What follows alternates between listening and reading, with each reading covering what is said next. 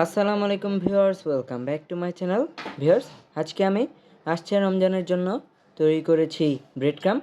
আসছে রমজানে বিভিন্ন ভাজাভাজি তৈরির জন্য এই ব্রেড ক্রাম্ব প্রয়োজন হয়। তো এই ব্রেড ক্রাম্বটা কীভাবে তৈরি করা যায়, লেটস সি। আজকে আমি 2 রঙের ব্রেড ক্রাম্ব তৈরি করব। তার জন্য নিয়ে নিচ্ছি ব্রেডের কিনারের অংশটা আমি আলাদা করে নিচ্ছি, এটা আমি পরে চা দিয়ে খেয়ে ফেলবো।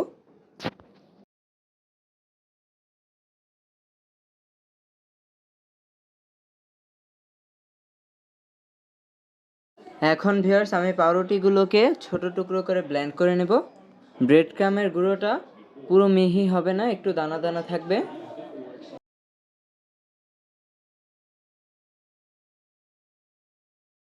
ভিউয়ার্স, আমি চুলায় একটি প্যান বসিয়ে হালকা গরম করে নিয়েছি। এখন এখানে সেই গুঁড়োগুলো দিয়ে দেব অ্যান্ড এটাকে ততক্ষণ টালতে হবে যতক্ষণ না এটা ড্রাই হয়ে যায়, এটার ভেজা ভাবটা চলে যায়। আর ভিউয়ার্স, এটাকে অনবরত নাড়তে হবে, তা না হলে এটা পুড়ে যাবে।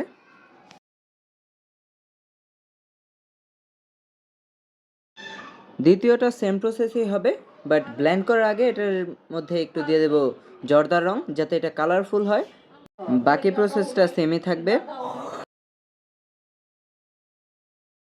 সো ভিউয়ার্স, আমাদের এই ব্রেড ক্রাম্বগুলো তৈরি করা হয়ে গেছে। আপনারা যে কোনো ভাজাভুজির কোটেশন হিসেবে এটা ইউজ করতে পারেন। আর এটা স্টোর করার বিষয়টা হলো, আপনারা যে কোনো এয়ারটাইট বক্সে এটাকে ফ্রিজে রেখে দিতে পারেন। আর অবশ্যই সেটা নর্মাল পোষণে থাকবে। আর দেখুন এটা কতটা ঝরঝরা হয়েছে, দেখুন ভিউয়ার্স। আর এটা হলো সেকেন্ডটা, যেটা আমি কালারফুল করেছি। এটা জাস্ট একটু কালারফুল দেখানোর জন্য। সবাই ভালো থাকবেন, আল্লাহ হাফেজ।